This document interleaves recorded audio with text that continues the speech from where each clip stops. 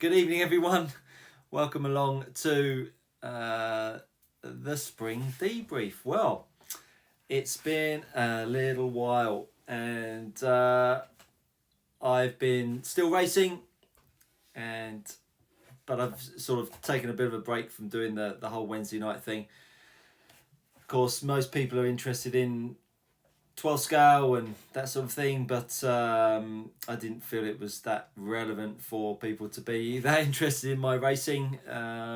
So maybe I'll do a few more, see how tonight goes, see if I get much interest in a few watchers. There's a few watching at the moment. Say hello, let me know where you're watching from. It's always good to hear from you. If you've got any questions along the way, feel free to ask away. So what have I been up to? I've been up to racing the buggy mainly. The 12 scale went away after the Euros. Done some thinking on that. Really kind of put it to bed for a considerable amount of time, I suppose. What we're in now in July. Probably didn't start thinking about 12 scale until about June time, when I decided to put on another race event, which I'll talk a little bit more about a little bit later on. Not going to be too long tonight. Going to try and keep it to half an hour, unless we get an abundance of questions. But that's hopefully be no longer than that. So stay tuned. We're going to talk about the 12 scale GP at MB Models that's coming at you in September/October. But I've been, as I say, I've been doing some buggy racing. The Mid-South Regionals, for those of you that are into your buggy racing, I was doing that. Started off at Slough, the guys at SEMCC. They ran the first Mid-South Regional. Did pretty well there. My first indoor regional. Made the A final, which was good. Then I missed the next one, which was at Hearts. Then it was off to Ada, B final there for me. Narrowly missing out. I think I was 11th, so I wasn't. I was 12th, so I was second on the grid in the B final. And then from there we went to Torch, I think. Did okay there. Got in the A final there, I think. And then we went somewhere else, which I can't remember. Stotfold. That's it. And then we finished up at Surrey and Hants, which was arguably my best result, really. Wheel speed was in fine fettle, and I ended up finishing 8th or 9th in the region, which I was very pleased with. Very proud of myself on that one. Getting to grips with the wheel speed. Many people feel that the wheel speed is just an indoor car, it's too rigid and all this nonsense, really. A few guys, even a few of the factory guys, or should I say that a few of the team, I'm not on the team, Ross Nicholson and Luke Mills, they weren't using the car outside. I believe they've given up on that outside. I've firmly stuck with it, and I think it's a fantastic machine. So and on the back of Surrey and Hants, I've had a few people. Stu Barber's moved over to it. Rob Warren's moved over to it. Michael Abraham's moved over to it. So quite a few people have moved over to the Yokomo chassis. So hopefully we can start to push that a little bit more. I think it's a great chassis. Anyhow, I need a little swig of tea. Still pushing the 40th cup. Nice to have Tony Wade online watching. Good evening, Tony. How are you? Another new buggy racer. How are you liking it? He just recently made his first A final, which is great to hear. Buggy's a super class. I mean, there are lots and lots of setup changes you can make, and it's been really useful. Got some nuggets of wisdom from people like Steve Brown, which has always been great. You've got to with all of these bits of wisdom, you've got to sort of sieve through the bits you want to take and the bits that you need to discard. But anyone that's sharing some knowledge, hopefully there's something in there that's worthy of listening to and applying. But as always, you've got to kind of work that out for yourself. Good to hear, Tony, that you're doing well at it. Where did you make your A final? You made your A final. It was up on Facebook, I saw, which is great to see. So the buggy's been going well. I really enjoyed that.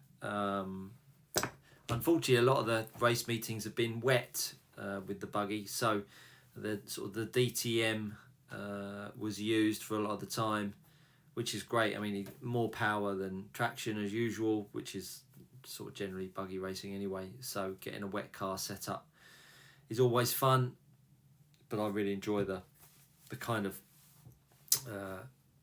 issues that wet racing brings up. Don't have to worry about waterproofing any of your electrics, because you've obviously got Velcro around the body shell. It just snags on and off you go. I ran my first national, my first 10th scale national.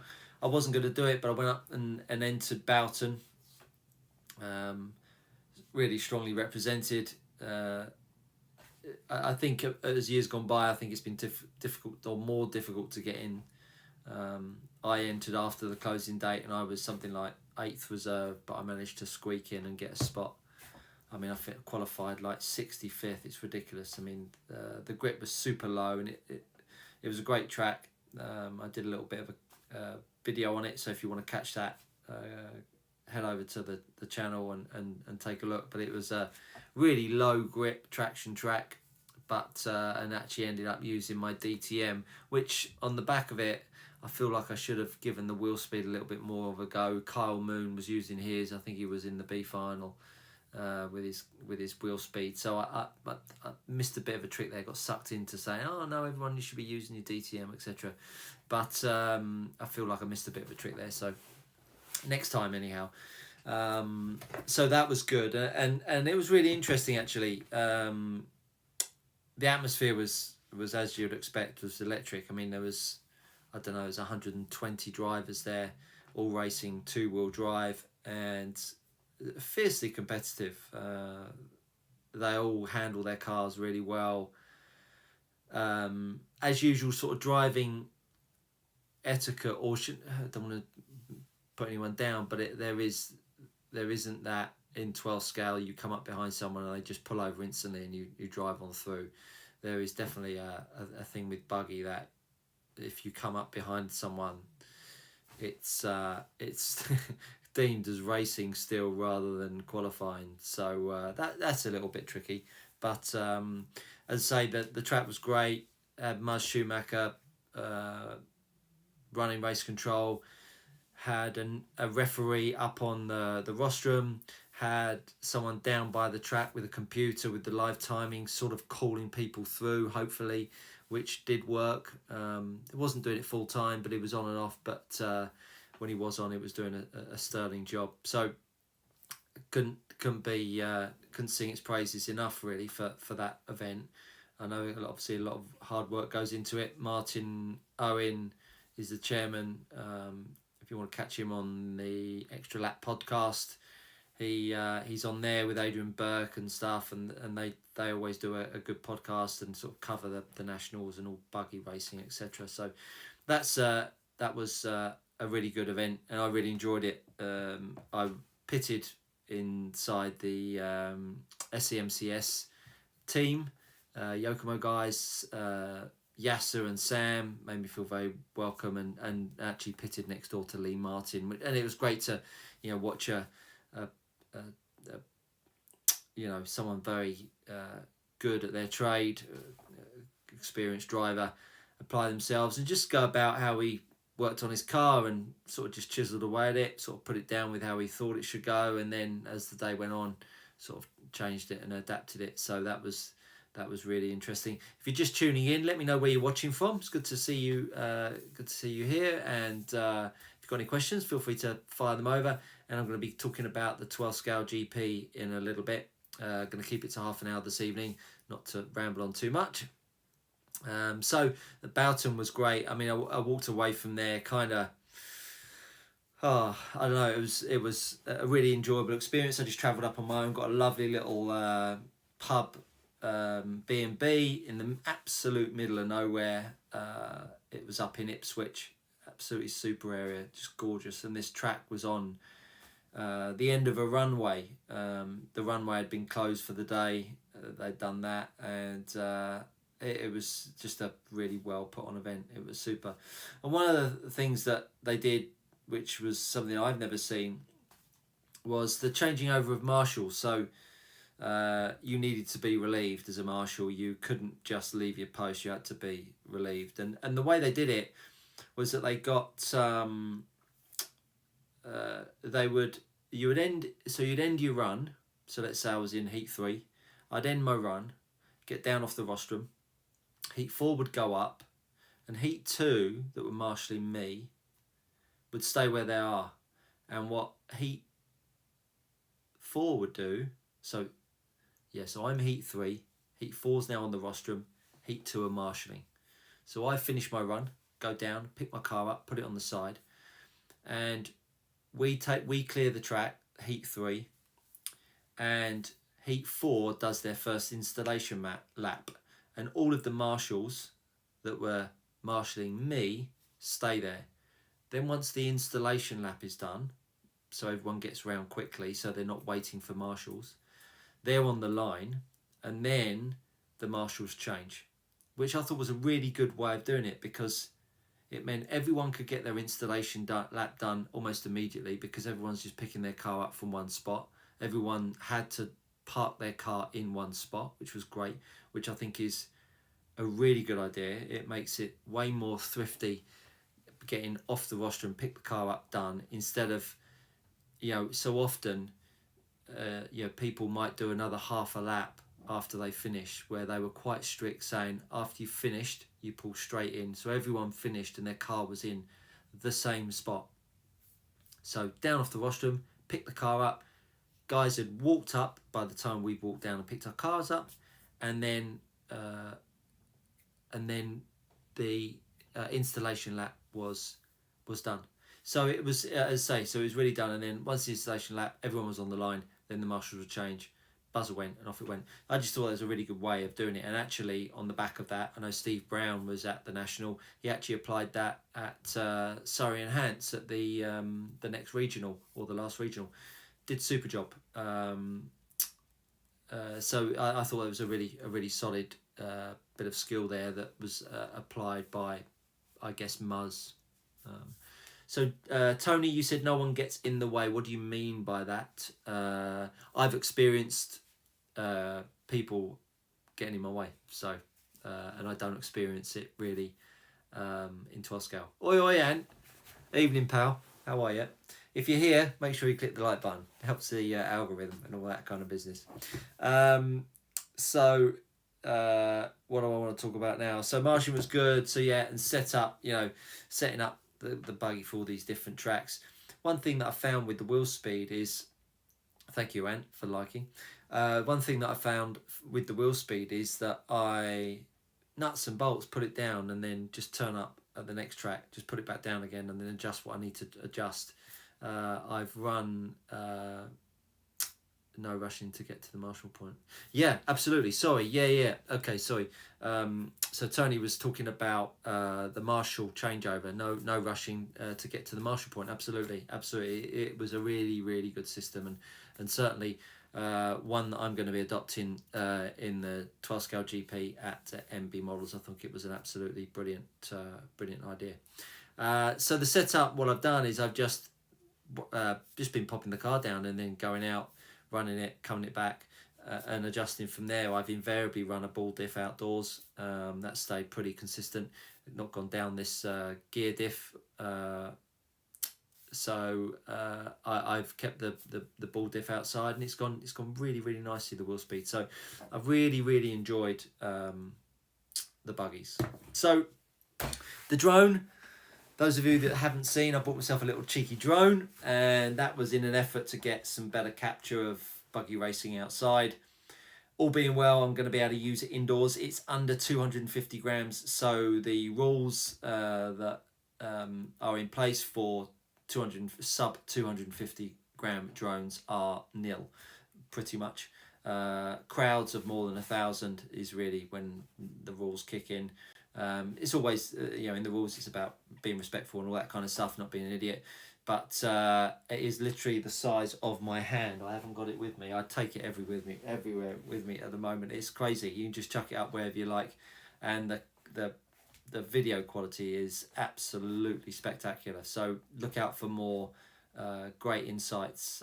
Hopefully, I'm going to be uploading from that. So that's been really interesting, and maybe I'll do a little live on the drone itself. I think that might interest a few people.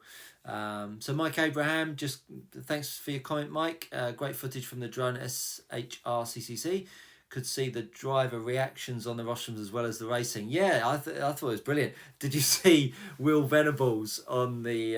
if you haven't seen it, check out the last final of the 3 when Will Venables unfortunately doesn't win the race. I think his car breaks and he loses his head on the obviously disappointed not to do well and win that event.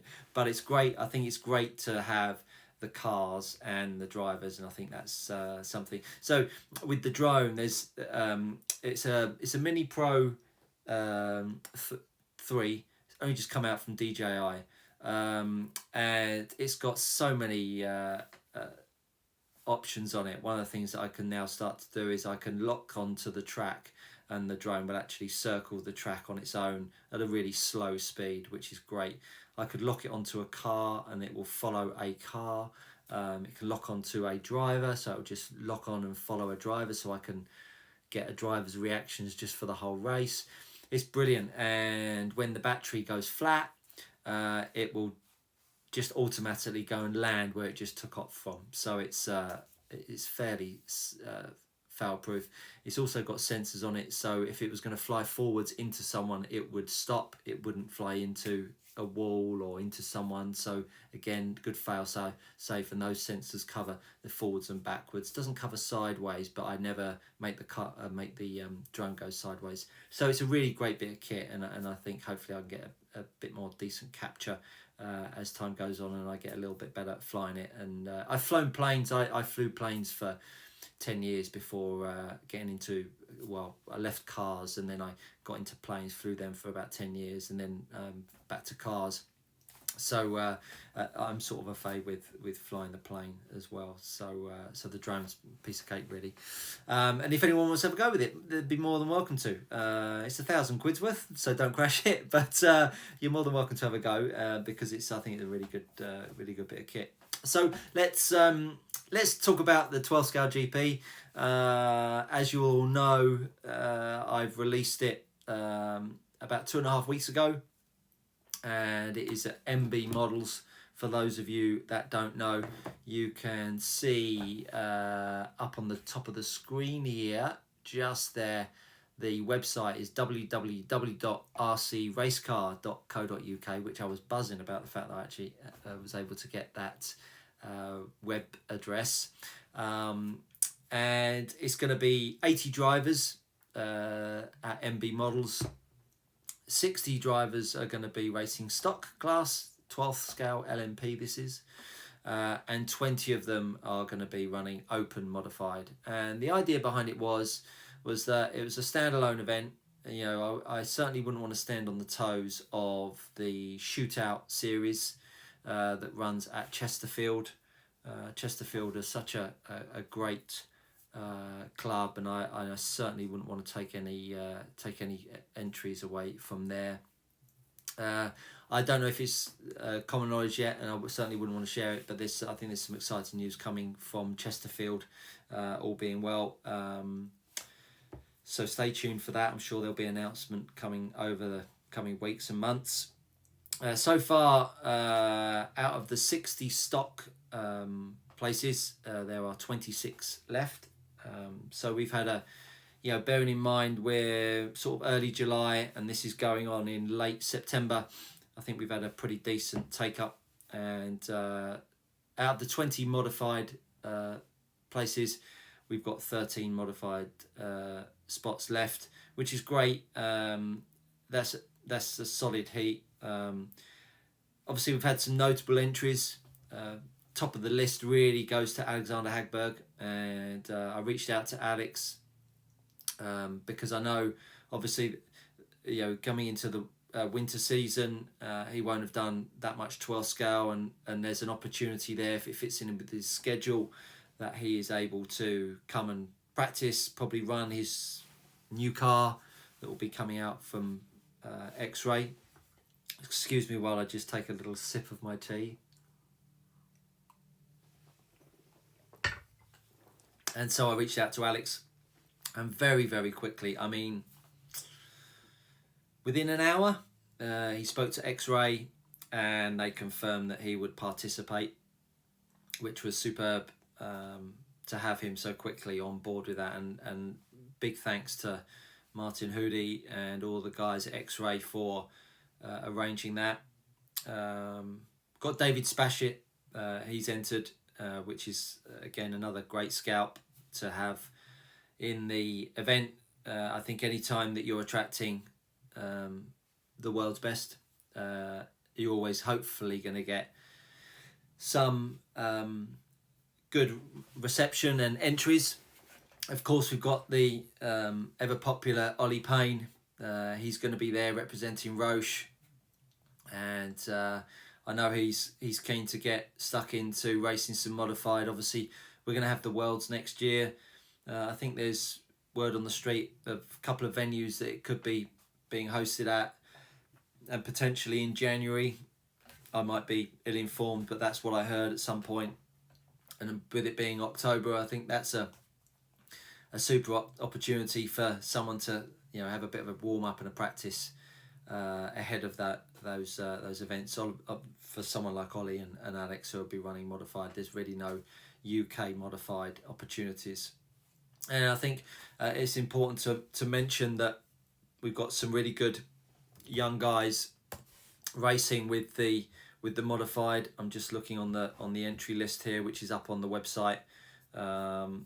We've got obviously Ollie and Alex. I'm going to be doing modified. We've got Bailey Graves, who's running an Automatics. I don't know Bailey. I've got Daniel Robbins. He won the GT12 Nationals, so he's going to be running modified, which is great. Another great driver that's really progressing, doing loads of racing. Whenever I flick on FaceWank, he's either running a TC, running a 12 scale or GT12. That's Sam Colt, which is great to see. And we've got a European, which is so exciting to see guys coming over from Europe. Got Martin Sawley, he's coming over running his Schumacher E4. He's going to do modified as well. So we got a strong entry for modified, I think, for a class that isn't obviously run that much in the UK.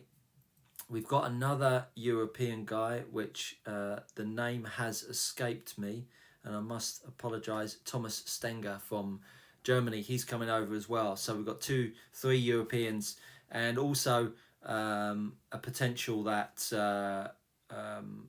some guys from America might be coming over as well. There was word that they were very interested. It's gone a little bit quiet on that, but it'd be great if this chap can come over, because I know he would be a great asset to the event. Big shame that you couldn't make it, Ant.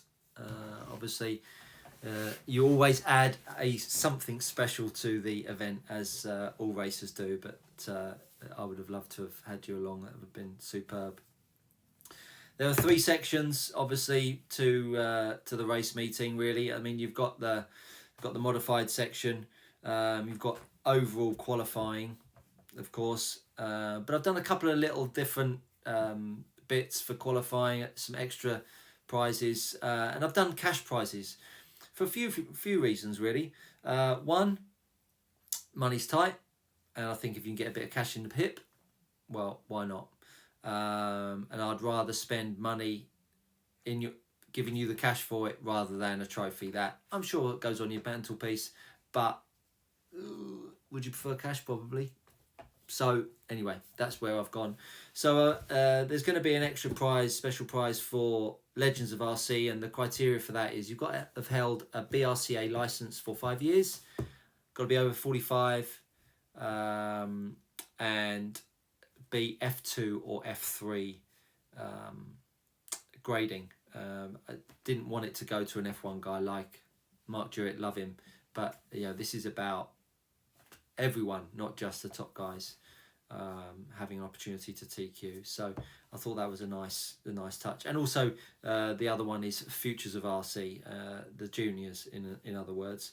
You can't be an F1 driver, so that would rule out people like Finley Williams, Sam Colt, Daniel Robbins. They're not the people that I'm trying to appeal to. It's people like Harry Jeffries and I've forgotten Richard Parker's little boy's names. Lovely little lad. Excuse me, Richard, for not remembering that. But Freddie, yeah. So people like that that are keen on their racing, and hopefully that'll inspire them to try even harder than they already do. Masami unfortunately hasn't reached out to me yet, Tony, but if he does, you will be the first to know. I really appreciate you plugging that on the Masami post just recently. That was very much appreciated. The schedule is going to be 3 days worth, and the reason why I've done 3 days worth is because it's probably going to be the first day getting back with a 12 scale in your hand.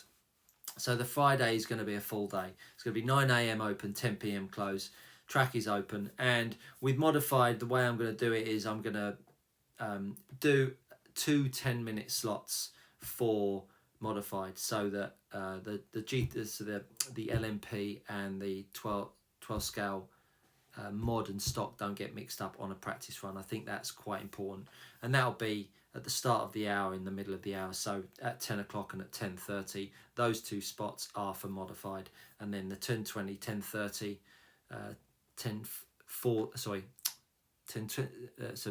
10 o'clock modified, 10:20 is stock, 10:30 is stock, 10:40 is modified, 10:50 is stock again. So you'll get 20 minutes for stock, for mod, and you'll get 40 minutes for stock. 20 for mod, 40 for stock. It's been a long day, my apologies, but you know what I'm getting at. So therefore there's 10 minutes for 2 10-minute slots for running modified, and 4 10-minute slots for running stock. That way we don't get any situations on track that's going to smash people's cars up, because that's the last thing we would obviously want to happen. So there, obviously, all the heats are going to be is going to be, hopefully, all being well, 10 heats of 8 cars, which will be 80 people. And what's really exciting on the Friday is that part of the keenness for Alex to come over was for him to share his knowledge and experience with you guys, not only with car setup but with driving, and all being well, Alex and David Spashett, who is also going to be running a workshop, they are going to be mic'd up, and so there'll be a real opportunity for you to ask questions, for them to demonstrate it, and hopefully I'd like to think we can get half an hour workshop in the morning with both of them, and then half an hour workshop in the afternoon with both of them, and maybe one workshop each is on car and prep, and then one workshop is on driving. Actually get on track, get everyone up on the rostrum, asking questions, talk about entry into corners, how you enter the straight. I think it's be a really nice way of just having a little bit of a breather. We're going to have over 12 hours of track time on the Friday, and with Alex and David there, I think there would be a great opportunity for you to use them, let them lend a hand to you, and get them best out of your racing for a weekend that I think hopefully should really spark the winter season going forwards. On the Saturday, obviously, we've got qualifying. On the Sunday, there's going to be an hour of practice, and then you're going to have your 3 finals. So 3 finals for all. First one is going to be a normal final. Second one's going to be reverse grid. Shame Stu Barber's not there, which is really unfortunate, because that would be mint, because he likes to turn left at the end of a straight and not right. And also Jody Sherritt can hold off the best of them, and we got some great racing with this reverse grid. It really did bring some real good interest. Hopefully we're going to get referees for every round, so like you would in a national, I'm going to pick some referees, and if you've not done it before, even better, because it'd be a great opportunity. And if anyone wants to along the way pick up the microphone and do a little bit of commentary, do it, because it's all about, you know, having a bit of fun. It's going to be music as well. For those of you that don't like it, I apologise, but hopefully we can manage it and you can get used to it, because I think it's really good. All the buggy meets, indoor buggy meets, have music. I think it really adds to it. It really does. Going to have a seating plan again. So what I'm going to do is I'm going to put a seating plan up on the website, and then I'm going to give all of the seats numbers so that you can then speak amongst your friends who are going, and then you can email me and start to tell me where you want to sit and who you want to sit with. And as time goes on, the names will get filled out, and then you can start to see who's sitting where, and then you can start to choose where you want to sit. But you'll only get your own request. So you're not going to be able to reserve everyone else's. You can only request your seat. And I think that way it makes it a little bit easier. And when you request your seat, I'll get an idea of, you know, who you want to sit with when you email me, and I'll write this down in a list. It's very simple stuff, but it's just about turning up, sitting with the people that you want to sit with, and then you're not having this bun fight and worrying about when you turn up, as I've talked about in the podcast and in other times. It is just not an enjoyable experience. I want to turn up, I want to know where I'm sitting, and I want to know who I'm sitting with, to get the most fun out of my downtime. That's the way I see it, and I believe it should work that way. What I'm also going to do is on the 31st of July, which, by the way, is a very important day. It's my birthday. I know you can't believe it, but I'm 46 this year. I know. And contrary to belief, people think that you get slower as you get older. Well, fuck that. I'm getting faster. So don't be, if you're someone, and I'm not going to name his name, if you're someone that says, oh, I'm just getting slower because I'm getting older, not buying it. Not buying it. You're getting slower because you're getting worse, not because of your age, pal. Anyway, so 31st of July, getting back to the topic, it's not all about you, Stuart. 31st of July, I'm going to open it up to GT12. So on the 31st of July, GT12 have an opportunity to book in. And what I'm going to do is I'm going to leave it open for 20 spaces. And hopefully we can fit either a run of GT12 in, or because obviously we've got 10 heats of 8 cars, and then we're going to have 8 finals. So the slight issue with that is that if I have 20 cars, I'm going to need 3 heats of GT12. So it might be that 20 cars, I might just have to have 2 heats of 10 cars for GT12 only. But anyhow, I'm going to open it up for 20 places, if there are 20 places left by the 31st of July. So if you are on the edge and you are not booking in, I think I've given you enough time to sort out your dates. It's far enough ahead to think about whether you want to enter the event. And then I know I've had a little bit of interest from a few various people that would like to come and race at the event. And so 31st of July will be the cutoff when GT12 will then be allowed to enter. Sorry, allowed is the wrong word. I would like them to enter. I'm not the ruler here, but I just want people to have an opportunity, because it was fundamentally a 12 scale event. I want to give the 12 scalers the best opportunity to come and race. And then afterwards, if you're not showing the appetite that I would like you to have, because I can only put it on and promote it as much as I can, we'll let the GT12 guys come along. If you've got questions, feel free to either ask them now, message me directly through FaceWank, message me on YouTube. You can do that there. But we're sort of 5 minutes over time, and I'm conscious I don't want to take up any more of your valuable time. Coming up very quickly, I've got a national next week at Stotfold, which I'm really excited about. Last time we were there was for a regional, and it was piddling down with rain, so hopefully it can be dry. I'll take the drone, get some footage, and hopefully I can get some footage of the 3A finals, which would be great to have. It's a super quiet drone, and it could be nice and high, so hopefully it won't put anyone off. And on the Sunday, I'm then going to head straight up to Chesterfield for the shootout. So next weekend, it's going to be Stotfold National on the Saturday, two-wheel drive, and then on the Sunday it's going to be Chesterfield shootout. Again, I'm going to do my very best, because the coverage or the internet at Chesterfield is a bit iffy at times.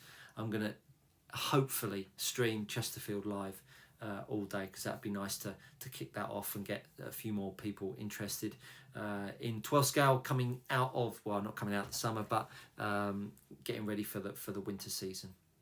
I hope you've all had a great spring so far. You're all enjoying your racing.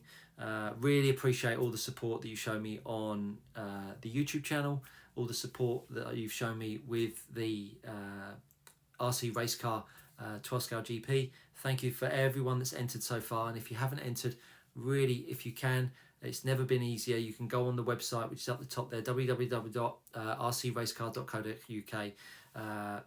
There's an entry form halfway down.